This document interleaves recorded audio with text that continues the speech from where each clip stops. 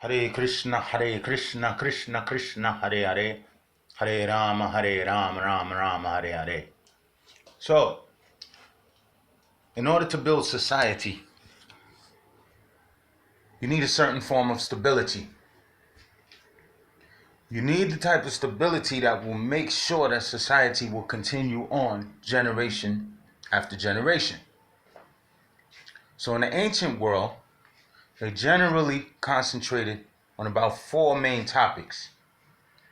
They concentrated on karma, which is bodily pleasure, making sure your body is good, karma, sense gratification. They concentrated on religious or spiritual development, which is dharma.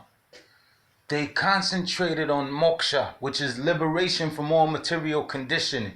Moksha, to go beyond this limited scope of existence, that's moksha. And then they concentrated on artha, which is economic development. As such, I'm wearing a t-shirt right now. I don't know how well you can see it, but this t-shirt is talking about the role of economics and the development of civilization. Now, what's interesting is that you have in ancient India, you have Lord Balaram and Lord Krishna. And although they were of the warrior king ruler class, they grew up as cowherd boys.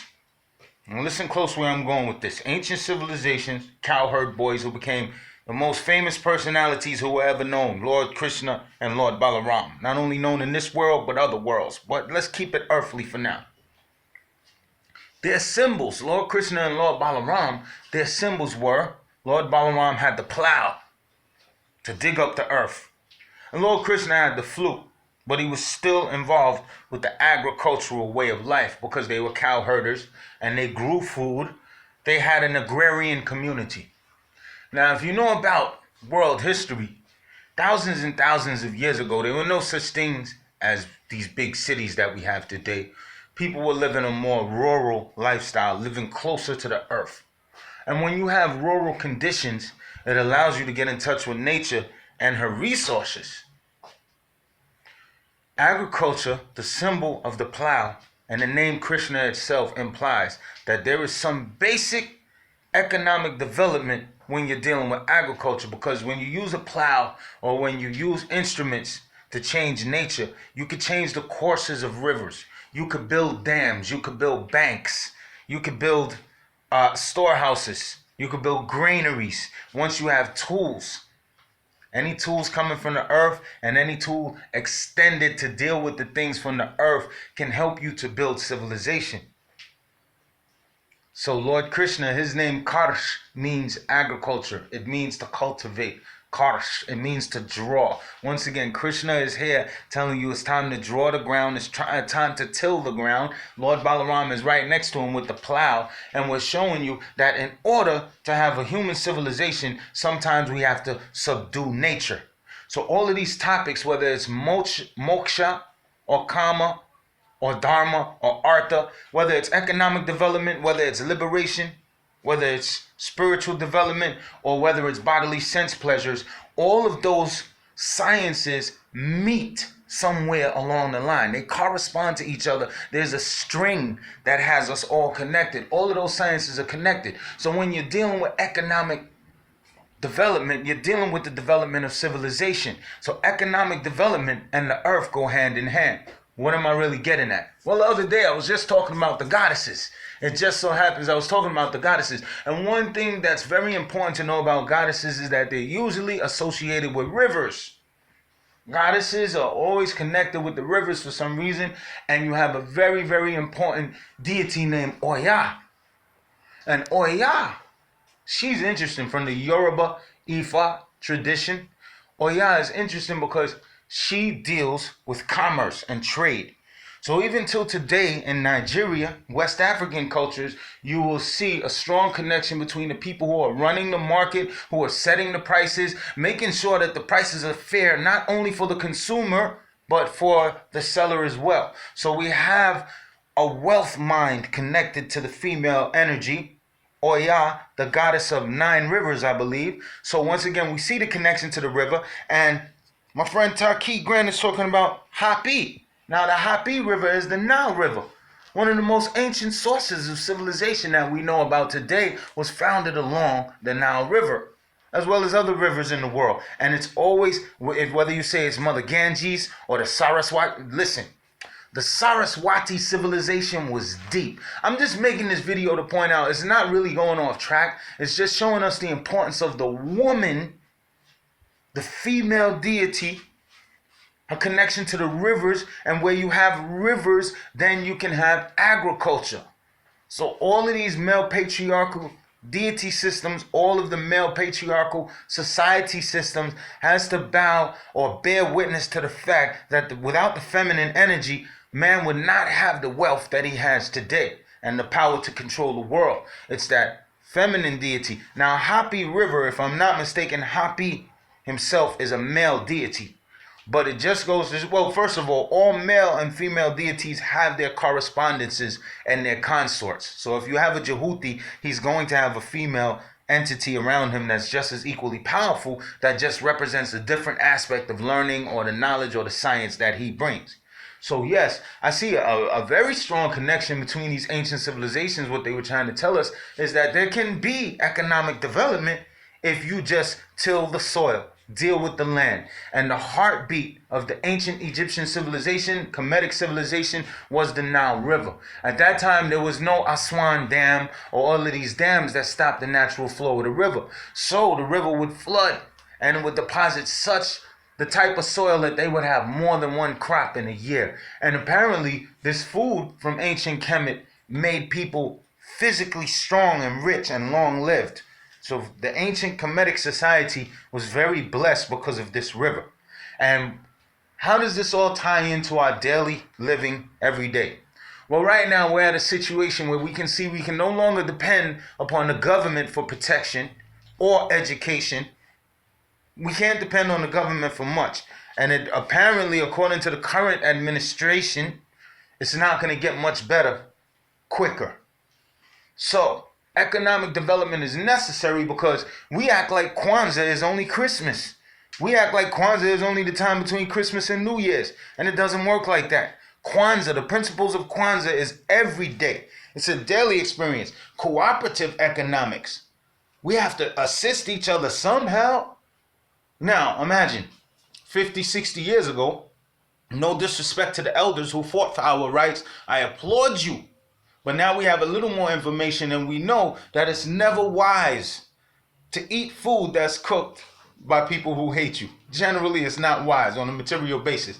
You don't want to beg people for their services or for their assistance when you can do on your own. There's a breed, for example, in ancient Kemet, once again, we're talking about the Hapi River civilization. In ancient Kemet, they held the cows in very high regard.